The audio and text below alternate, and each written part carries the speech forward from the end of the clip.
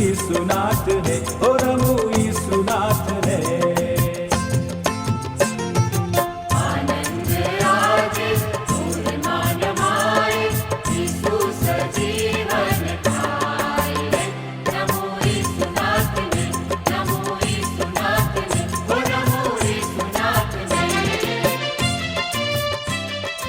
વાલા ભાઈઓ અને બહેનો, આજે આપણે પાસ્કા પર્વ એટલે આપણા પ્રભુ ઈસુ ખ્રિસ્તના પુનરુત્થાનનો ઉત્સવ મનાવી રહ્યા છે, જે આપણા વિશ્વાસનો, આપણી શ્રદ્ધાનો આધાર સ્તંભ છે.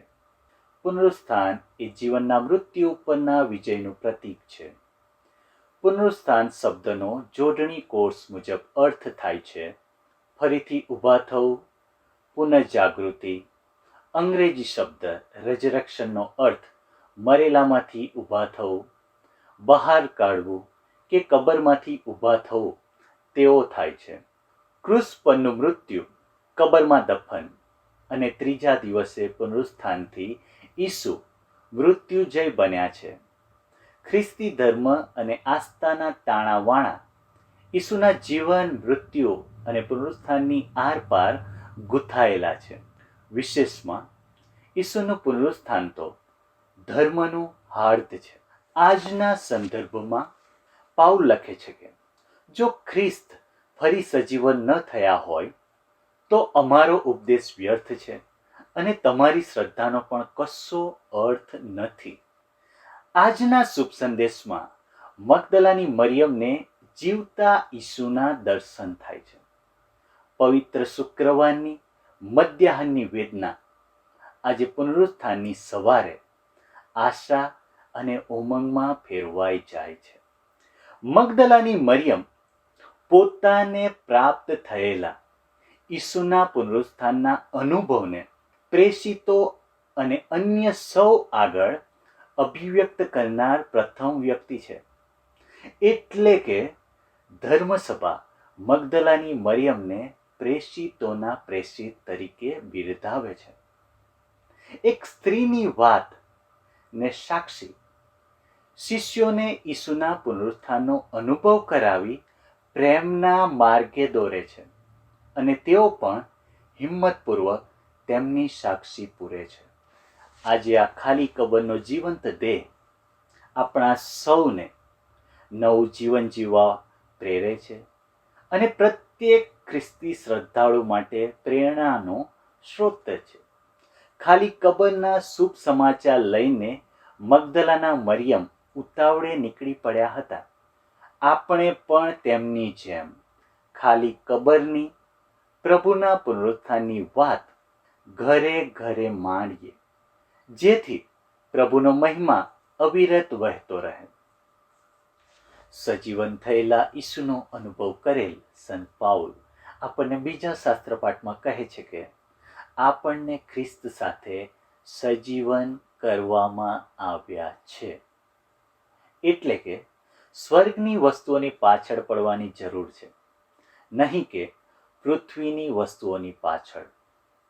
ભૌતિક વસ્તુઓમાં ડૂબેલા આજના હુંપણામાં માનનાર માનવીને ઈસુનું જીવન, મરણ અને પુનઃજીવન એક પડકારરૂપ લાગે છે. અને એટલે જ સંત પાઉલ આપણને નવા કેન્દ્રથી જીવન જીવવા માટે પ્રોત્સાહિત કરે છે, જેથી આપણે આપણું જીવન પવિત્રતા, પ્રેમ અને ઈસુ કેન્દ્રિત જીવી શકીએ. જેમ ફળની ગુણવત્તા માટે બીજ અને મૂળિયાની ગુણવત્તા જરૂરી છે, તેવી જ રીતે પુનરુત્થાન પામેલા પ્રભુ ઈસુનો અનુભવ કરવા આપણા મનની ગુણવત્તા એટલી જ જરૂરી છે. મન બદલવાથી પવિત્ર આત્માના પ્રેમ, આનંદ, શાંતિ, ધૈર્ય, સૌજન્ય, ભલાઈ, વફાદારી, સૌમ્યતા, આત્મસંયમ જેવા અનેક ફળો ખીલે છે. પવિત્ર આત્માના આ ફળો નવા જીવનની અનેક શક્યતાઓ લઈને આવે છે. એટલે જ યોહાનના 11મા અધ્યાયની 25મા કલમમાં લખવામાં આવેલ છે કે હું જ પુનરુત્થાન છું અને હું જ જીવન છું, અને જેને મારામાં શ્રદ્ધા છે તેનું મૃત્યુ થાય તો પણ તે જીવતો થશે. આજના પાસ્કાની પ્રાસંગિકતા એ નથી કે ઈસુ 2000 વર્ષ પહેલા આ ધરતી ઉપર જીવતા હતા, પરંતુ એ છે કે તેઓ આજે પણ આપણી સાથે જીવંત છે, જીવે છે.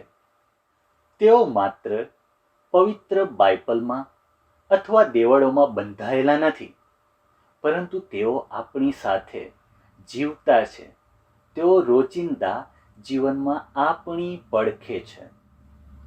રોજિંદા જીવનમાં જ્યાં હતાશા અને ચિંતાના વાદળ ઘેરી વળ્યા હોય, ત્યાં પુનરુત્થાન આપણને ઉત્સાહ અને જીવન જીવવાની નવી આશા અને પ્રેરણા આપે છે.